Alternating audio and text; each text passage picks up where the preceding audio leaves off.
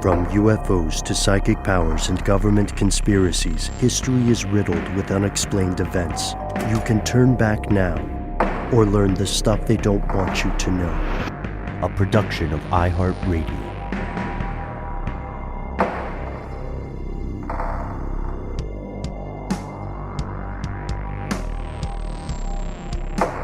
Hello, welcome back to the show. My name is Matt. My name is Noel.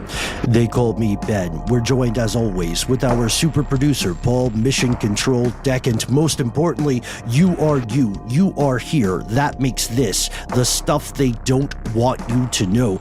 In a recent episode, we decided to take a break from a little bit of what old proverbs would call interesting times and look at surprising stories of weird atmospheric phenomena, most particularly the multiple instances throughout history, human history, where it seems to have rained frogs and fish. And I think we're all surprised to find that the answer is not as simple as dare I say, mainstream scientific consensus would have us believe. We're going to get to the one where it's raining men at a later date, but today we are talking about it raining something else. While not fish and amphibians, there might well be an amphibian tie-in down the line. But what are we talking about today? They have some pretty fun names. Yeah, as we mentioned in that earlier episode, there is so much more to strange rain than ill-fated fish and amphibians. Tonight we are exploring two bizarre related phenomena, things called star jelly and angel hair. Not the pasta, but do check out our upcoming episode on pasta and ridiculous history. Sorry guys, it blurs together sometimes. You know what I mean? It is indeed a blur.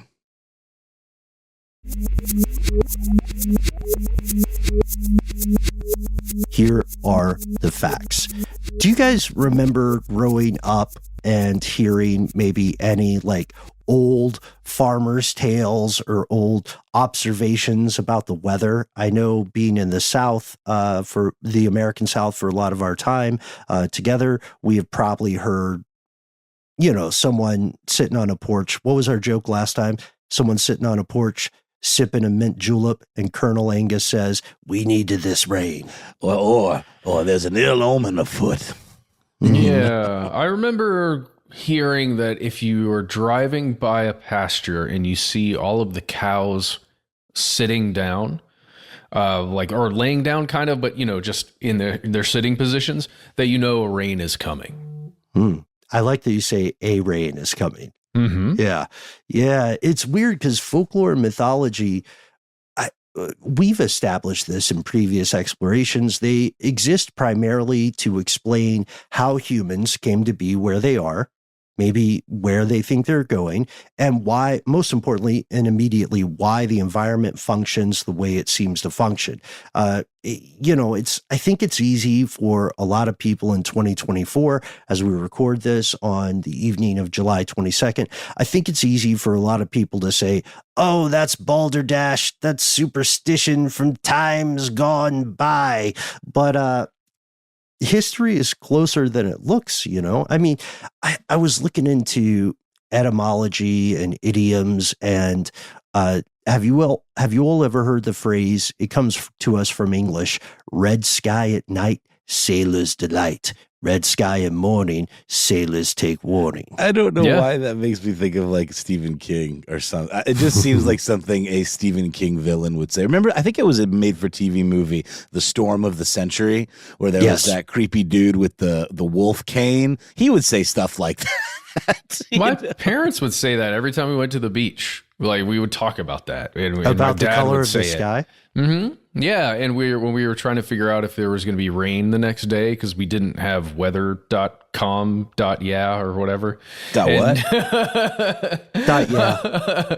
But we didn't have any of that stuff, and you could go to the Weather Channel. But rather than do that, especially if you're out, you just go, you look around, you're like, I don't know. Do you guys remember the weirdly misogynistic expression of if it's raining and the sun's out, then the devil's beating his wife? Beating his wife. I always found that one very disturbing. There's an excellent, there's an excellent little Harper's article that translates various cultural idioms for how people or cultures used to explain rain during sunlight, right? Far beyond Creedence Clearwater. But yeah, the devil's beating his wife is one. God is beating the angels. Oh, was geez. another one. I can't remember the Brutal. language. Why would God do that? I know, but also this is, I get it. This is people's attempt to explain the environment around them. And unless we feel too high and mighty, folks, let's recall that here in the United States, where we record, millions of people tune in each and every year to watch a very specific groundhog and to see its behavior, just in case. It's not Phil anymore. Puxatawny. It's Puxatawny something, though, right? Isn't it? Yeah, it's kind of like being president. Different people and different groundhogs inherit the office. For different eras. Same responsibilities. Well, in the same way that we were talking recently about like fire, how, it can be such a powerful tool. It keeps us warm, but it can also burn things to the ground. I mean, weather is the same way. It can water our crops. It keeps us fed. We need it to drink and to survive. But flooding can also destroy everything. It's another incredibly powerful thing. So it makes sense that culturally we kind of almost are deferential to it in this we almost are like, well, we worship it on the one hand, but we're also kind of terrified of it on the other. I got one more for you guys. Did you ever grow up hearing that if the sky starts to turn green during a bad thunderstorm, that a tornado is coming?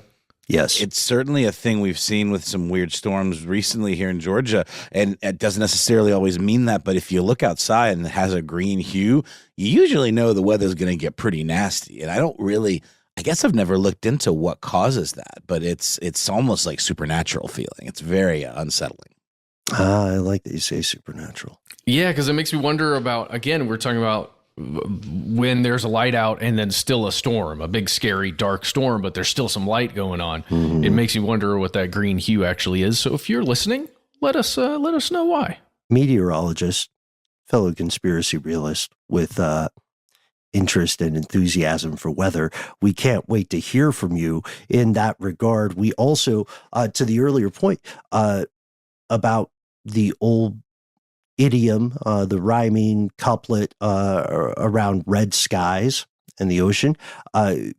Matt, I love that your parents were teaching you this because it seems that a significant portion, not all, but a significant portion of folkloric tales and superstitions and so on, they do seem to have genuine science backing them up. A reddish sunset means that, and this is from the Farmer's Almanac, means that the air is dusty and dry. And here in North America, or the northern latitudes, the weather typically is going to move west to east, meaning that a red sky at sunset means dry weather, which is good for sailing, is moving east. But a reddish sunrise means dry air from the west has already passed over your craft. And this clears the way for a storm to move in. So it's not just... Look, it probably stuck around in oral tradition because it rhymes, but that's not the only reason. It also seemed to work most of the time. Oh, and just really quickly, just a quick layman's description of the green thing. It has to do with updrafts that can cause light to scatter differently. So it's sort of like, I guess, refracting light in a way that can change, the way it's perceived by the eye. And it doesn't necessarily mean there's going to be a tornado, but oftentimes it does mean there's going to be hail or some severe form of weather, but not always, because sometimes, it takes perfect conditions for that to break. It could be kind of building up and then conditions change and it sort of gets better. And perfect condition is very much a human concept. I think weather just has conditions. I don't think got nothing to do with us. Except when we try all that dumb cloud seeding stuff that we've talked about, not necessarily being a great idea. It's quite exciting. They just need to figure out how to do it without wrecking themselves. I mean, there's another one. There are a lot of rhyming couplets about weather in folklore, at least in English, and there are many other languages and cultural terms for predictive capability in weather. If you speak another language other than the one you're hearing this podcast in natively, and you have some weather anecdotes or weather idioms, we would love to hear your take on them. Conspiracy@iHeartRadio.com. One example, another one would be Western Europeans often said the following. Does someone want to give us a good British accent on this? When the wind is out of the east, 'tis neither good for man nor for beast. Perfect. I added the extra 4, but I think it helps. It really brings it helps home. the cadence a little. Yeah. This is a case where the science does again seem to bear out, because as the British Broadcasting Corporation notes, in Western Europe, especially in the United Kingdom, harsh winter weather tends to come from Eastern Europe and Russia. It's a strengthening icy wind that comes from the east, and it could indicate to a farmer that snow and frigid conditions are on the way. And later, the rise of meteorological science would prove this to be the case. I think that's a good place to start. It's astonishing to realize that millennia worth of people just being around and watching the weather from the ground taught us things that were later confirmed by the boffins. That's kind of cool. Absolutely. But our question is, how does this apply to the weird things we're exploring tonight? Star jelly and angel hair. Again, neither of them are pastas. Yeah, star jelly sounds like something you'd like get in like a Japanese boba drink or something, you know? Oh, I was thinking more like a starship kind of That thing. too. You know? Yeah. But I don't know. Like, I think there literally is like you can get different types of jelly in your boba drink. You've got the regular spherical bobas, and then you can get like certain types of. They literally call it like jelly. There is a culinary aspect tied into one of these light spoilers. Or I guess you can eat anything. You can't eat it if it disappears. Well, that's the angel hair. The star jelly, that'll stay gunking around. It's also called astral jelly, which sounds for some reason dirty, or star falling, star shot, star slime, star slutch, which I didn't know was yeah, that's a weird one. And star spurt. Nope. No, thank you. And there are many other names as well, but reports of this stuff can be found back as far as the 1300s. There was a medieval physician named John of Gaddesden who wrote about this. He called it Stella Terrae, Latin, star falling on earth. And he is mainly writing about medicine. So he said, look, you can find this mucilaginous substance lying on the earth. And his main thing was, could you just like rub this on abscesses? You can try. Because that's where medicine was at the time. Yeah. You saw something and you were like, maybe you could eat this or rub it on something. Magic goo from heaven. Don't mind if I do. Let's just rub it on all of our open wounds and see what happens. Roll the dice. Y'all have been watching the new, it's like Game of Thrones or whatever, House of the Dragon, and there's the maesters, they have their remedies, and one of them involves, it appears to be dressing wounds with some sort of cabbage. A poultice kind of thing. Yeah, and it looks real gross, and you got to wonder if it's doing much good. But again, it was all about trying. That's why they still call it practicing medicine to this day. Maybe it's not. I don't know. I always joke about that. That's a good point. Oh, that's a good joke. For centuries, people genuinely believed that this stuff called star jelly was deposited on this planet via meteor showers. They thought it was essentially snot from heaven. And oddly enough, love that Eric Clapton song. Yeah. Snot from heaven. Those are the original lyrics. Nobody fact check us. There's also, for fans of Western pop culture, we're increasingly certain, we can't say it with 100% surety, but we're increasingly certain that star jelly, at least in part, inspired the plot of the classic 1958 horror film, The Blob. Oh, yeah. The idea that some celestial debris came down and cracked open, and within, whether it be a meteor or a piece of some other space rock, held within was some sort of sentient ooze that had it out for mankind, of course. Well, you could also imagine how maybe people would liken it to the leavings of a slug or a snail or another, creature snail that trail. went across the land or the grass and then left this stuff behind somehow.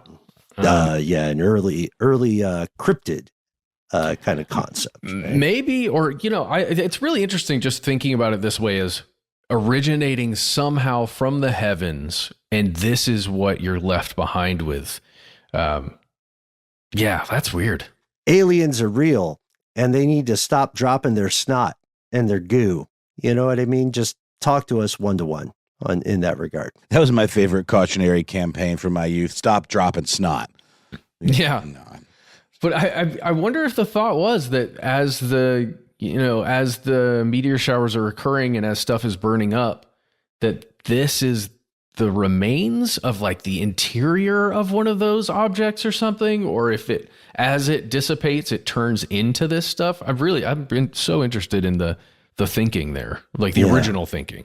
Right. And digging through the primary sources, as we'll see a little bit later, we find some interesting, I guess you could call them hypotheses. Let's call them propositions for now. You know, the idea of an unknown life form, a possible cryptid, all cool stories. That doesn't even hit on the angel hair phenomena, which gets a little bit of a fancier name. Angel hair has its own weird legendary backstory. Just like people used religion as a framework to describe anomalous weather, they used religion as a framework to describe angel hair. Its street name, Mary's Yarn. Shout out to the Catholics in the crowd. The idea was that there would be sightings or visitations of the Virgin Mary in Catholic thought, and that in the wake of these visitations, there would be sticky, fibrous substances. Imagine cobwebs made out of your favorite jelly. I do think it's interesting that the imagery comes from this notion that Mary likes to knit, which I don't think is necessarily biblically discussed. I don't know. Yeah, a little apocryphal. Maybe so. Yeah. It's a really weird concept that, again, there's stuff falling out of the sky, and in this case, it's almost ectoplasm-like. Oh, yes. Yeah, we're going to have an ectoplasm episode on the way as well. We'll give it some space. We'll give it some distance so we can hear your experiences with this stuff, fellow conspiracy realists. But we also note to these earlier points, the knitting idea was one explanation. And then there was the idea that the Virgin Mary was veiled, and that the little strands people found were somehow pieces of this veil falling. And in a lot of visitations here, typically or often, they're going to see the image or the avatar, the Virgin Mary, in the sky. So the idea that leavings of that visitation could fall to the ground for the humans was a big part of the logic, and for a long time it seemed rational. And then later decades, as we'll see, people said, you know what's really going on with those angel hairs? UFOs, bro. And then someone would say, I thought you said angels. And they're like, I don't know, either one, maybe. Or the same thing. Or well, maybe. we even saw, I don't know if you guys remember back in the day on Above Top Secret, there were a couple of stories that for some reason stuck in my mind about these angel hair phenomena sightings being associated directly with chemtrails and with dosing of people. And this is like when let's imagine that you've got the chemtrail device in the back of a plane or something. And as it is kind of processing all the chemicals that are turning into basically clouds, sometimes, like you'll find in any kind of dispenser that has a sudsing material in it, you'll get the gunk, the buildup, right? And then that drops off of the nozzle or something, and that's what this angel hair was. And so the direct question is, why is the Virgin Mary so into chemtrails? I mean, it wasn't much of a leap, honestly. We were right there with you. It was a short walk. It had to be said. Short flight. Yeah. We got to get in front of the emails from the Pope, I guess. But whatever this angel hair stuff is, which we'll describe in detail in just a bit, we can tell its appearance is so fascinating to human culture that they associated it with some of their most important schools of belief and thought and philosophy. And that brings us, I would say, to tonight's question. Is it possible to explain either star jelly or the angel hair phenomenon. Well, we'll see about that after a quick message from our sponsor.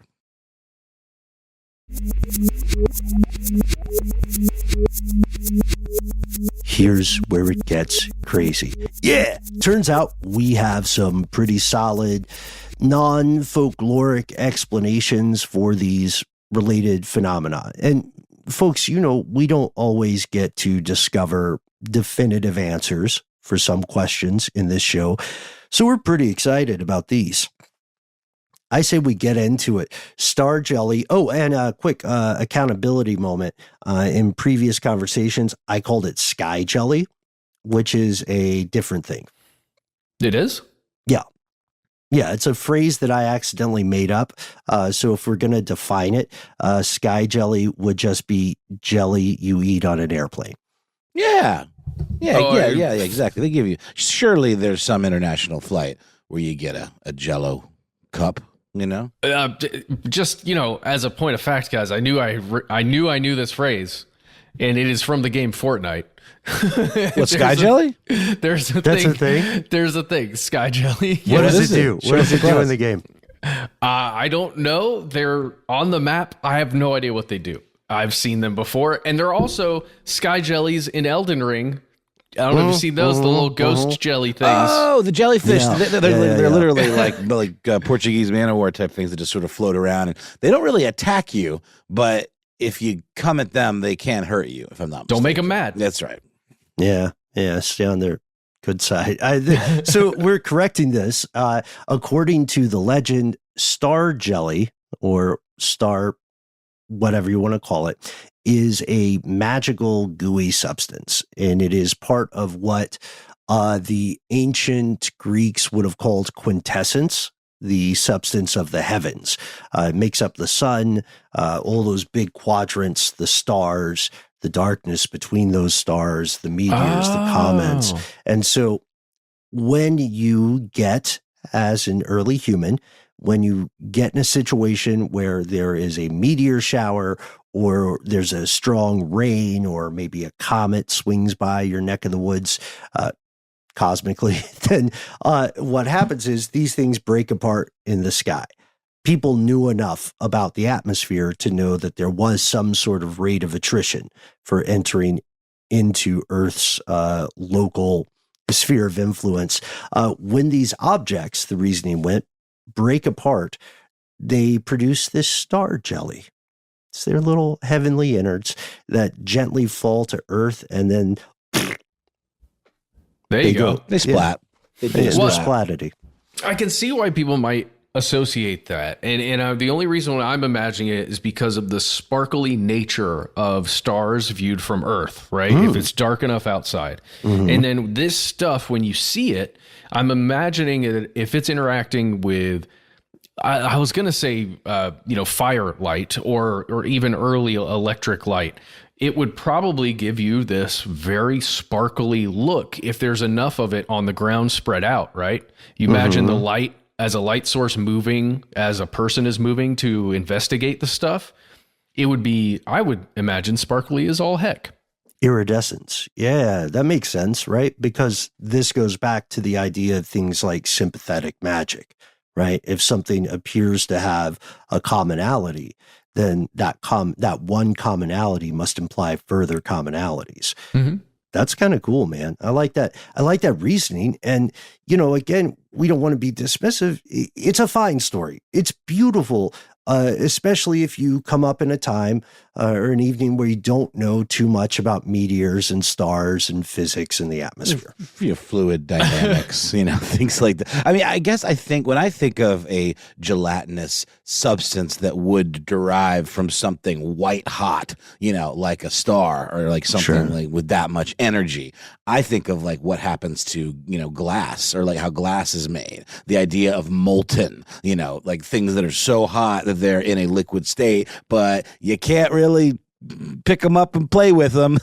they'll hurt you pretty bad. And there's a couple of really interesting Instagram accounts where it's people that kind of heat up these steel balls and see how they interact with different substances. And one example that they do is like hair gel or even various gelatinous kind of desserts and stuff. And I'm sorry, I don't mean to go off topic, but it is an interesting kind of combination of these two ideas to see what happens if you drop a red hot metal ball into a container of hair gel.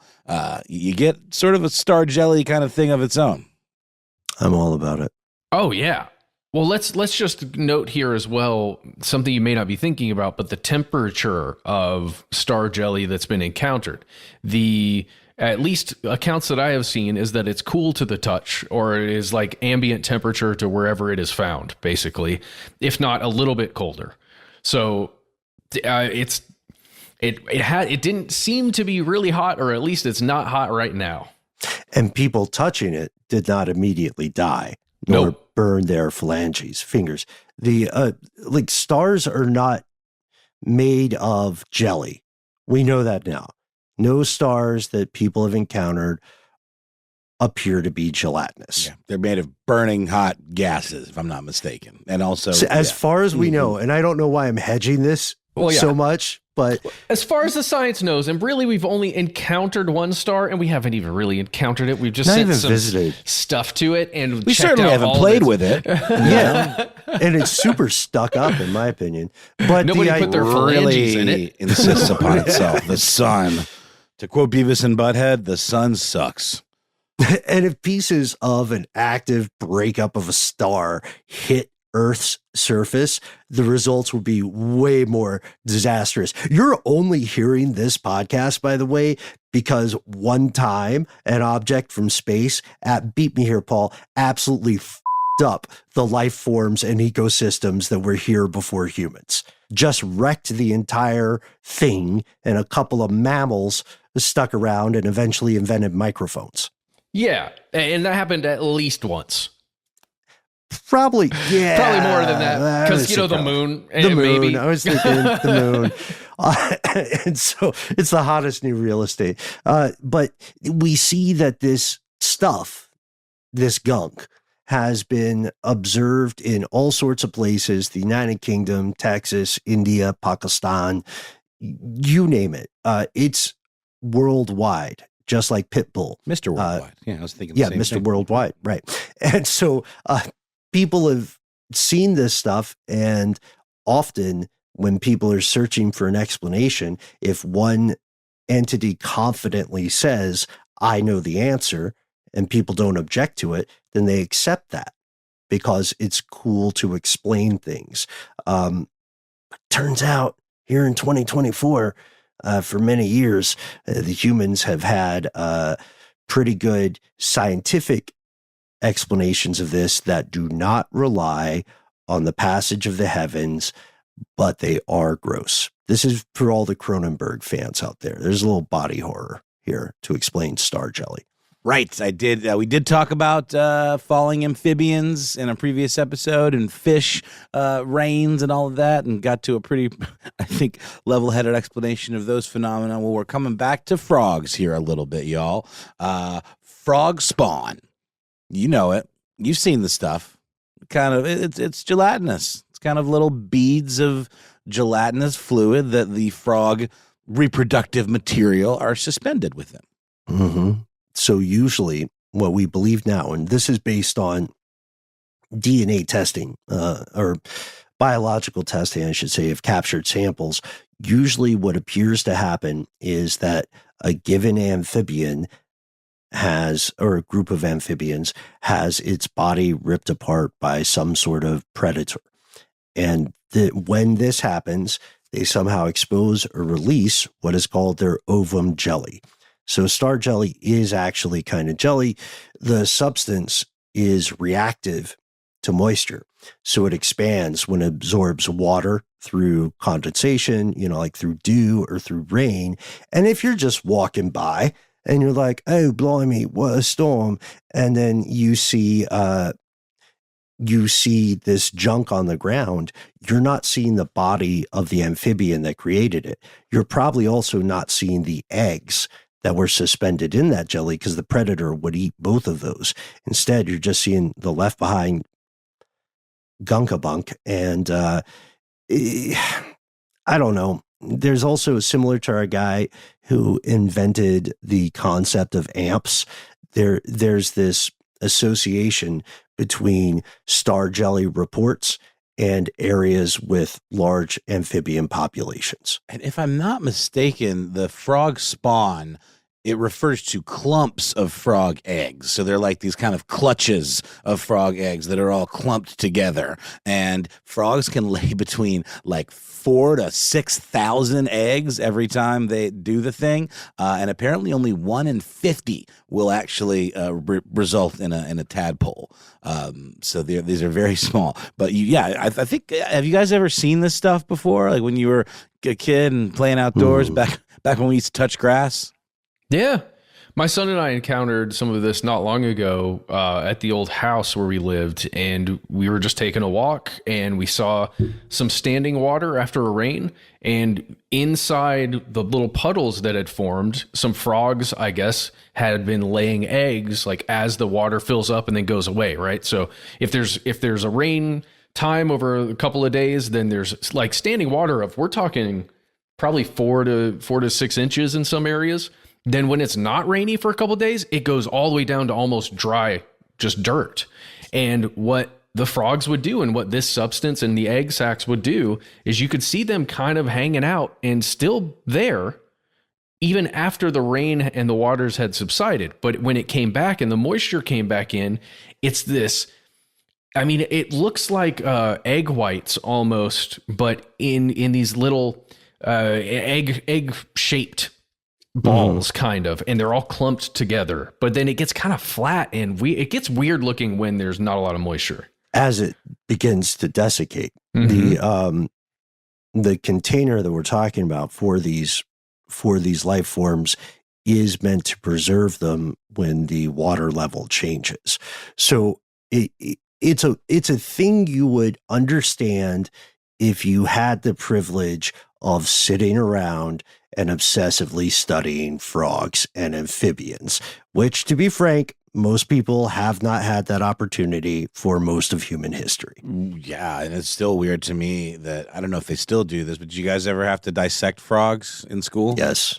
Oh, in school? No. Oh, yeah, just for fun. Yeah, I don't know. I always found it odd, and I can never forget that formaldehyde smell associated with that. I think we did fetal pigs. You did a pig instead of cats. There was a time where people would do cats. I think that's when we've fallen out of fashion. But last thing on frogs, did you guys know that frogs, I guess probably with no malicious intent, they will often eat their young? Absolutely. Yeah, that's a weird one for me. Frogs are amazing. Frogs are amazing. What I would say is that I feel like there's other stuff I've seen, pictures of stuff online that purport to be star jelly that are, in my opinion, looking at the images, are not this. That's a great point, Matt. I'm glad you brought that up. What we're establishing now is that when you encounter this stuff in the wild, first off, congratulations for going outside. Please do it more often after dark. This is not some kind of Lovecraftian, formless horror out to cause you harm or to hurt you in any way. Sadly, you shouldn't eat it because of possible bacterial contamination. And don't be stuck up about eating frogs if you've ever eaten fish. It tastes like chicken. Yeah.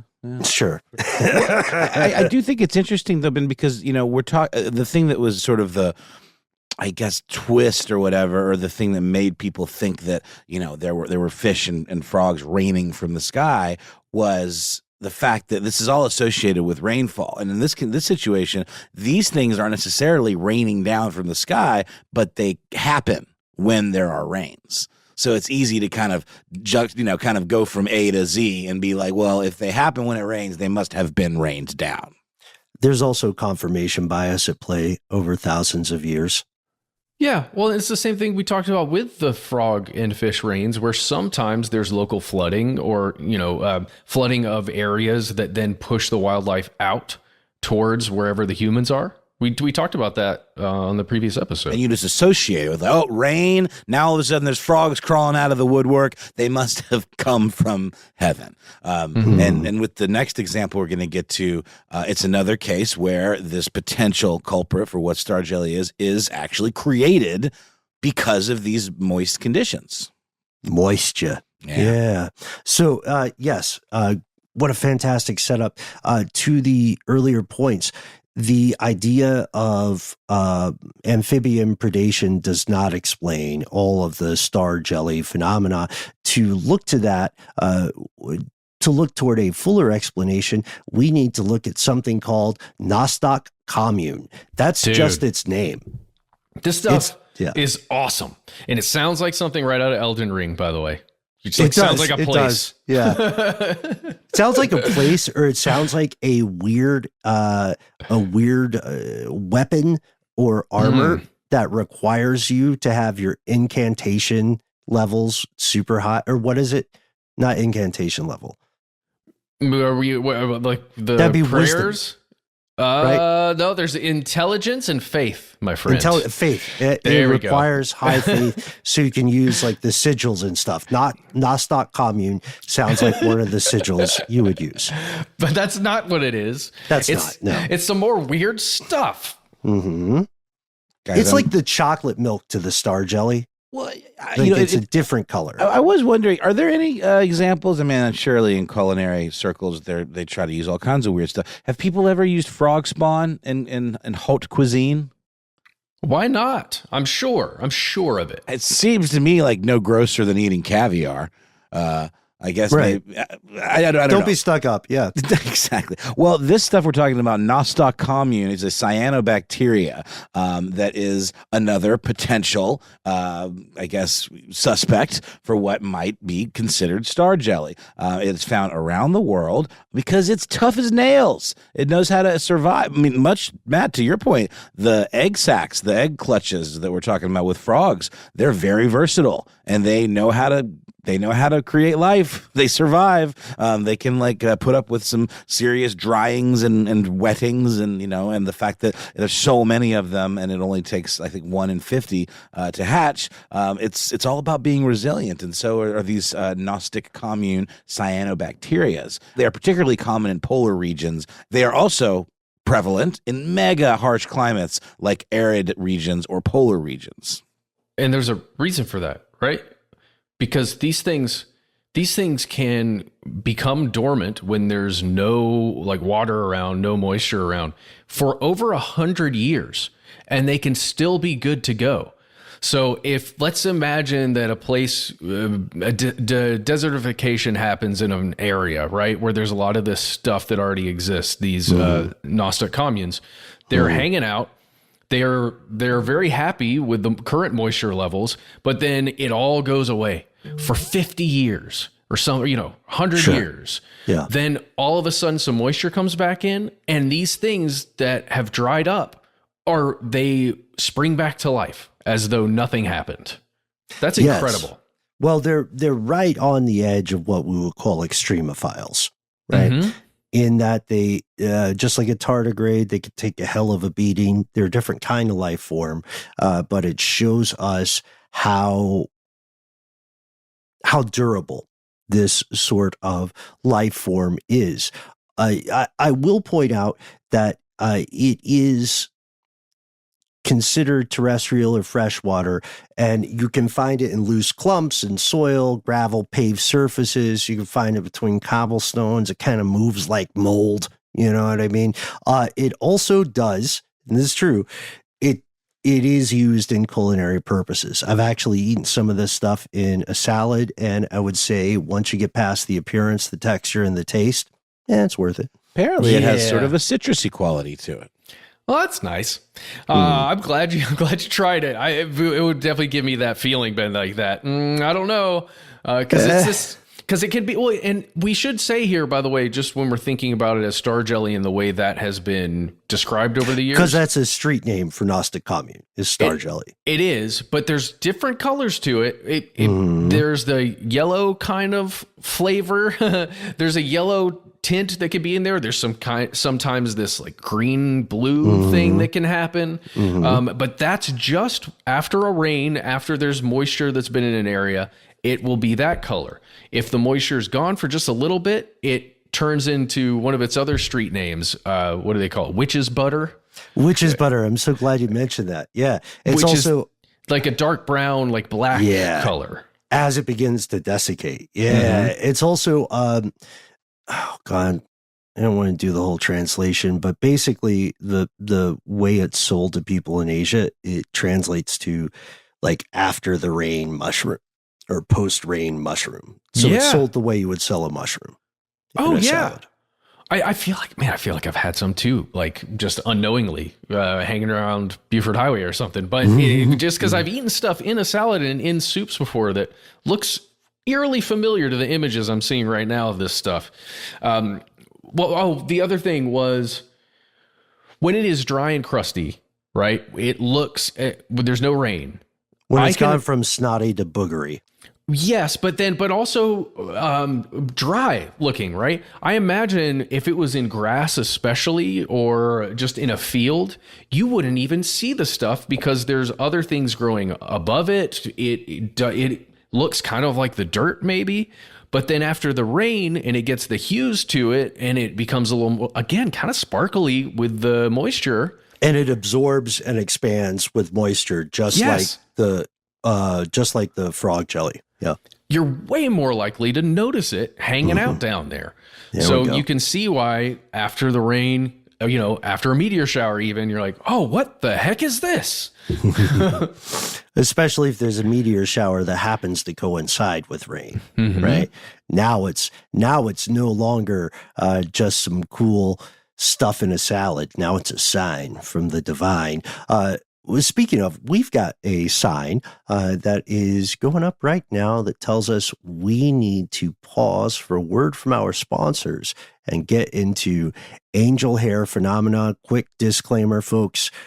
There's a lot of arachnid conversation coming up. So if you are a person with arachnophobia, just fast forward a little.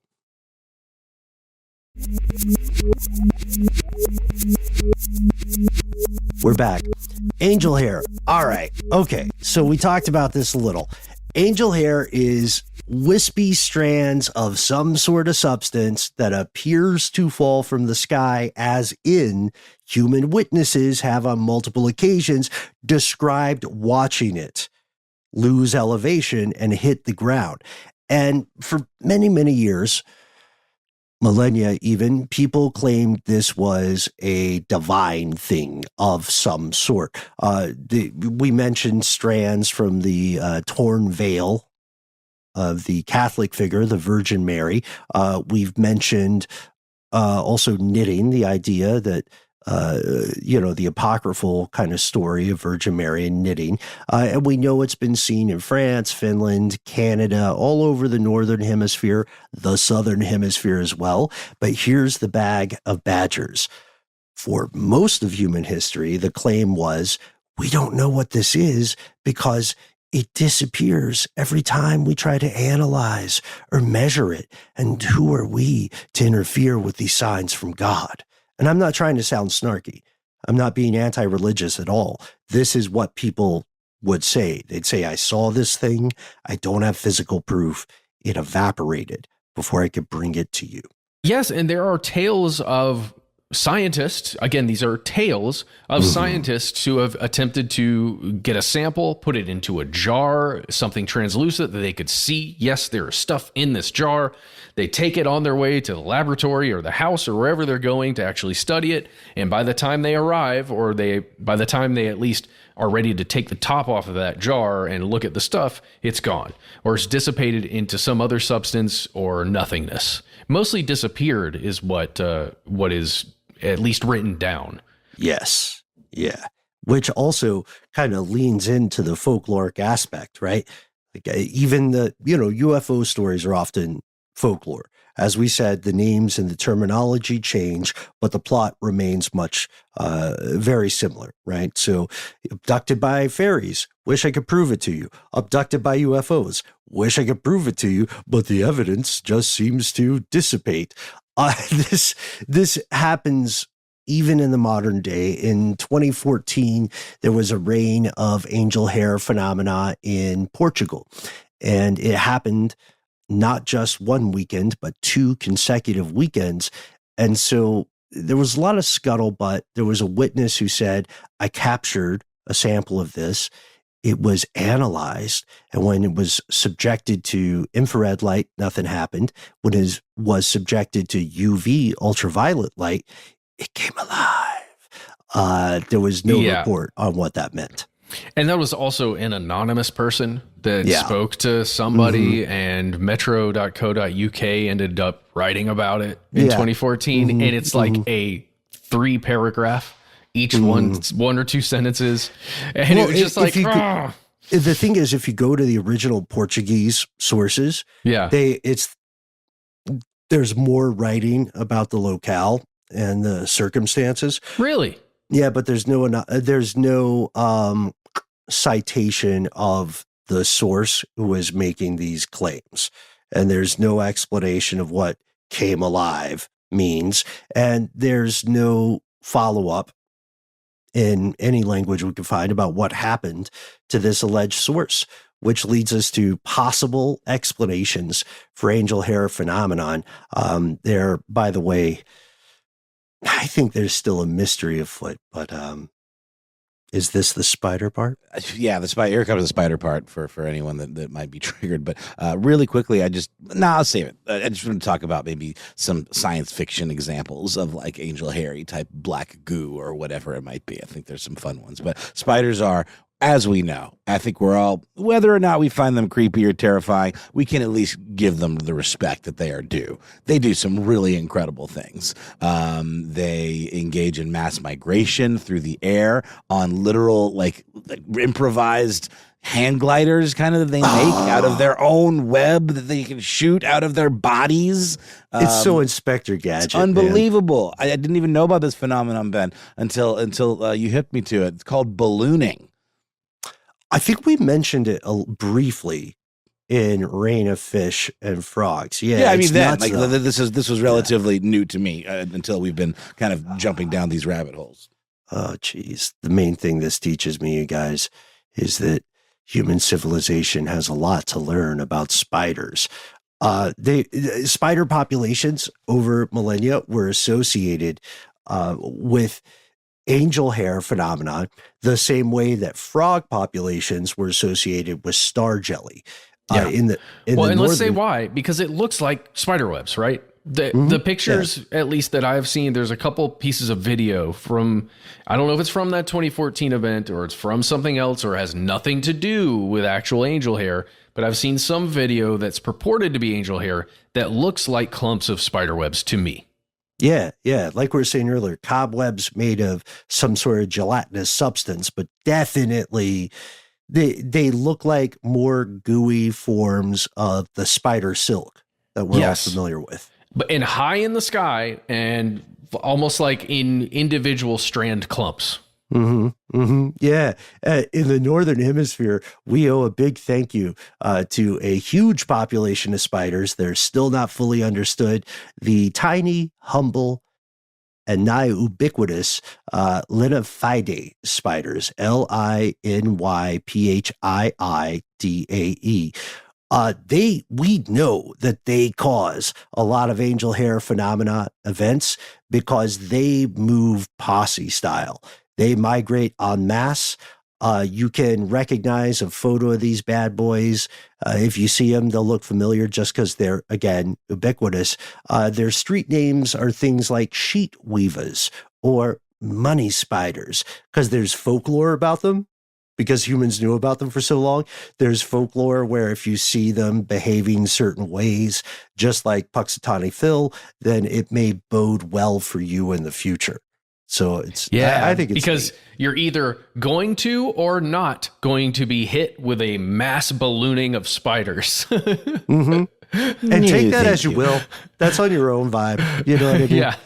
Like, oh, great day. The balloon spiders are on their way.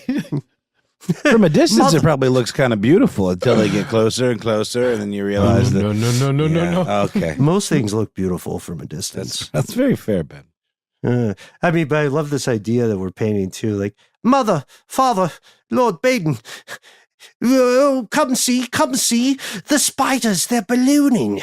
It's like seeing are they? It's like seeing a whale breach or something like that. Oh, it's glorious! Look at the spiders ballooning in the sunset. Oh, the mother opens a window wide and then just spiders.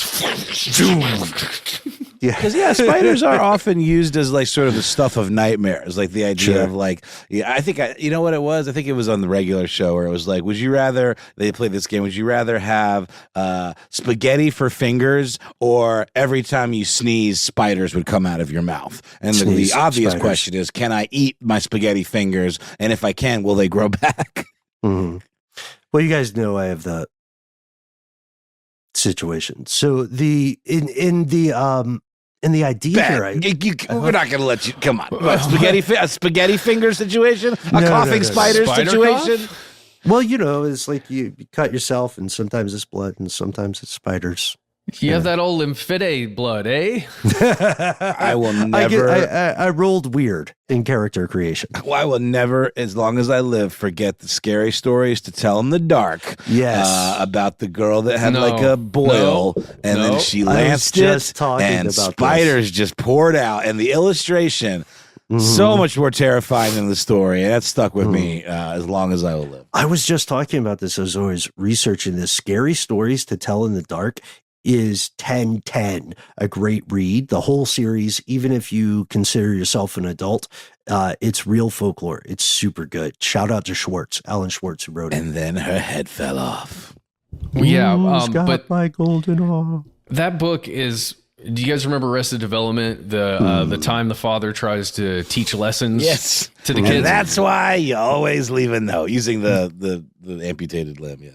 That book and that particular story for me is and that's why you don't pop your pimples, because spiders might come out. You never know. Can you say that again with more of a Jersey accent? Because you were on the way. And that's why you don't pop your pimples. Little light face slap. You listen to me, Giuseppe. The internet you let never those really. pimples be. I don't think the internet got the memo, because there's all these like pimple popping websites now that so not my bag. But man, you got to wonder how many of those just involve spiders.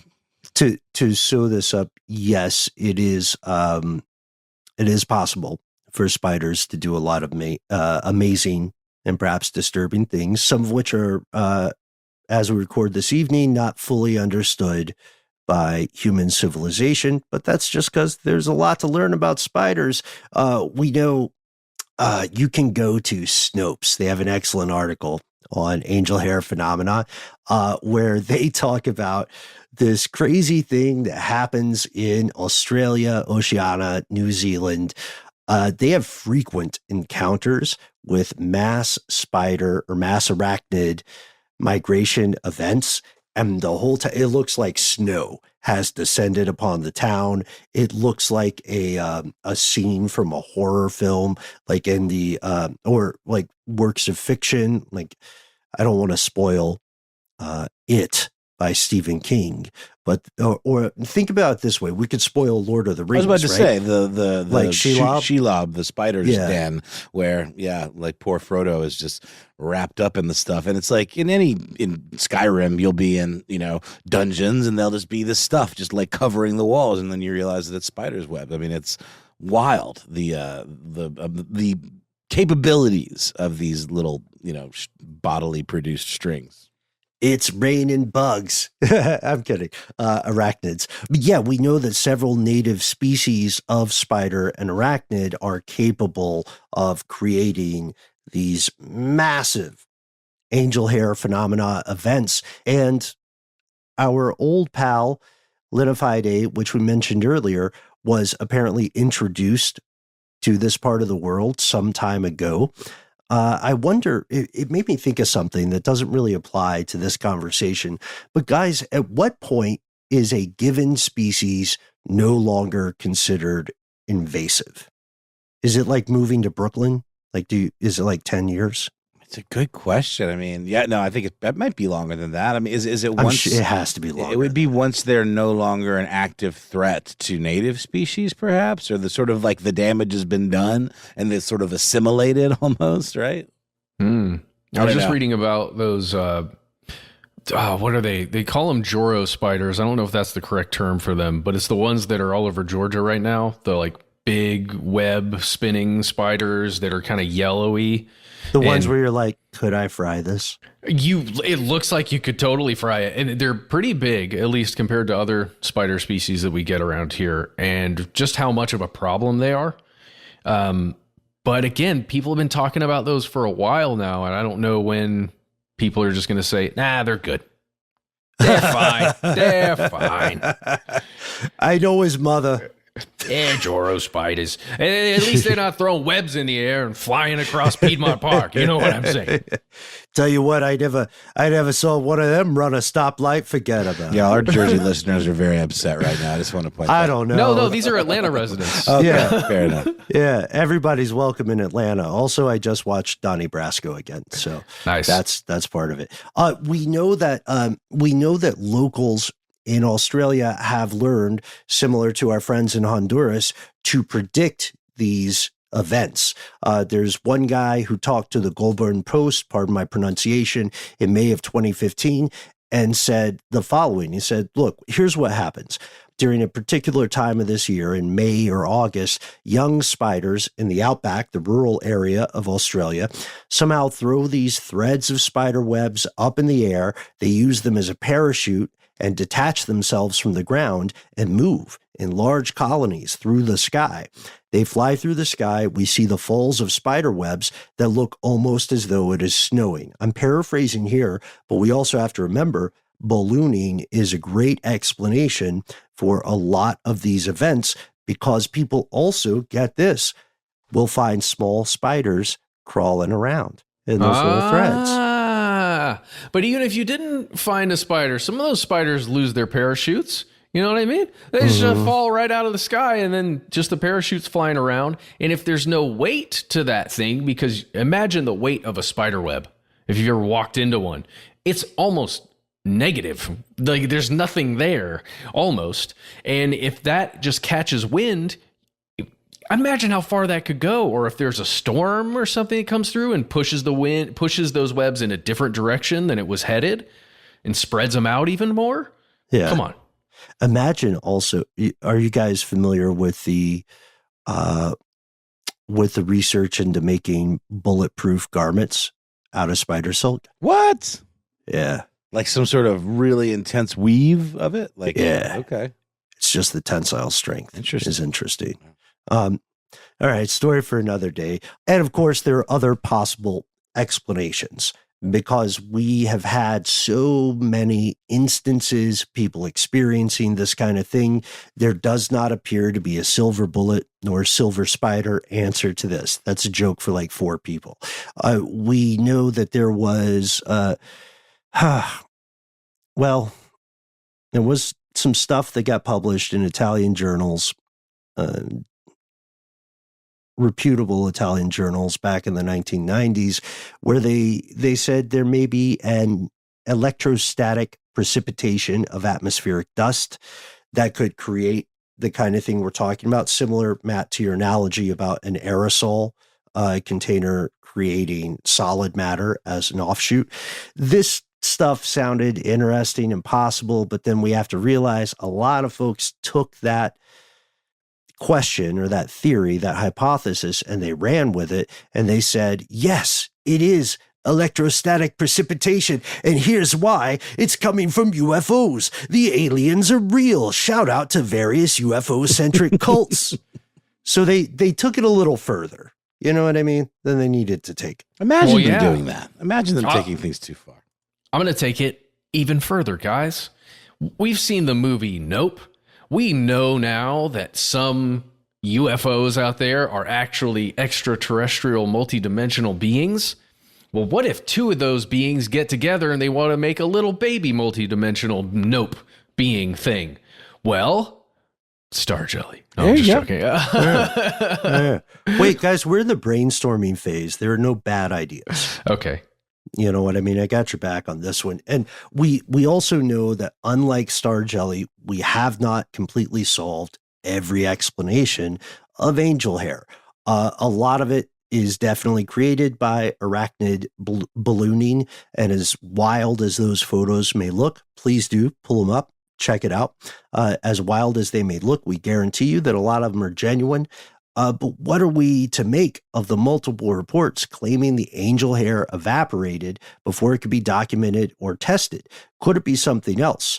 And so before we close, speaking of something else, we have some other takes on star jelly. Just one in particular that stood out. I think, Ben, we covered the majority of the types of occurrences, but there was one that I thought was interesting in terms of like another possibility. I found this. There's a reference to several articles on new cryptozoology. It's like a wiki fandom kind of page. And there was a case in the late 70s in Frisco, Texas, where there were reports of like purple globs of goo in a woman's front yard, Mrs. Sybil Christian, following a meteor shower. And once again, that confirmation bias, that A to B, like, oh, it rained and now there's this stuff. It must have come from the rain. Okay, and there's this goo in my yard after this meteor shower. It turns out that it was actually some kind of caustic soda that was the result of basically poor environmental mitigation at a nearby battery reprocessing plant.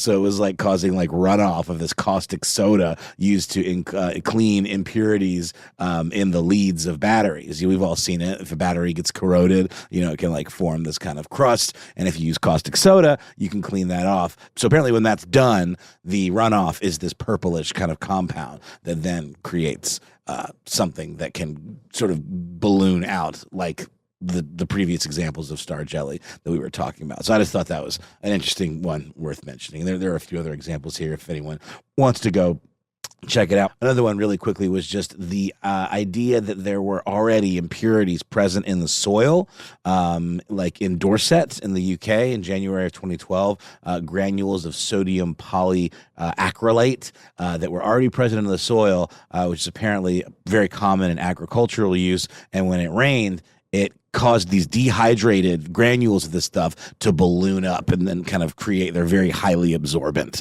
So just another couple of random examples. The idea of industrial contamination. Exactly. Yeah.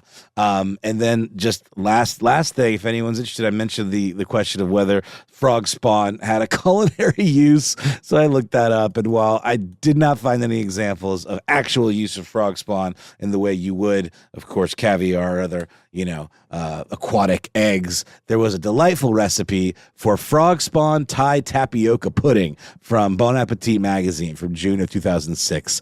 And you can find that as well. And it involves some coconut milk, ginger, cilantro, kaffir lime leaves, whole milk, and some pearl tapioca. And they have it presented with tiny plastic frogs in the bowls. So it says in the recipe specifically, the plastic frogs are not required, though they are recommended.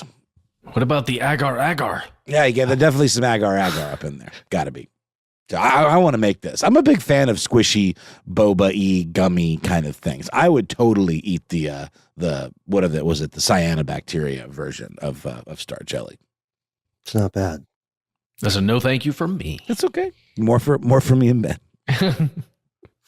And more for you as well, fellow conspiracy realist. As we mentioned earlier, there is so much weird, wild stuff out there, even in these, our modern evenings. Head over to Ridiculous History to learn more about, for instance, the Kentucky meat shower. Most importantly, let us know about any strange, similar weather phenomena that you have encountered personally. Please let us know. Thank you, by the way, to the folks who've already reached out with various similar stories and reactions. We can't wait to hear from you. We try to be easy to find online. Yes, that's right. You can find us at the handle Conspiracy Stuff, where we exist on Facebook, or we have our Facebook group. Here's where it gets crazy.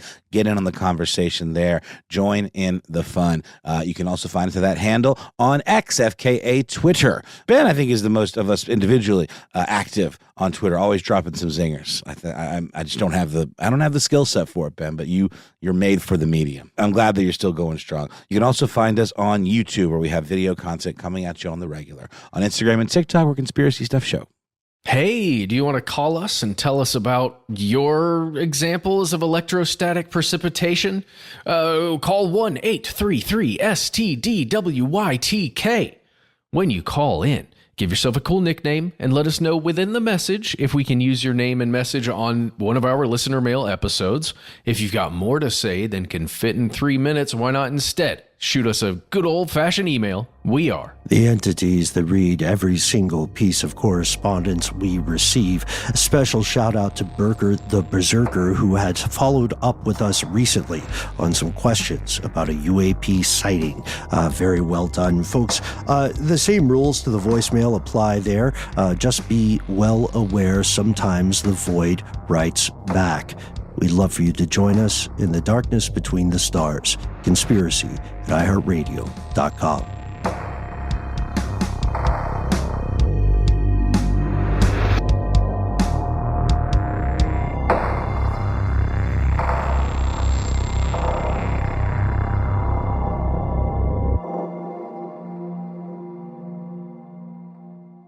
Stuff They Don't Want You to Know is a production of iHeartRadio. For more podcasts from iHeartRadio, visit the iHeartRadio app, Apple Podcasts, or wherever you listen to your favorite shows.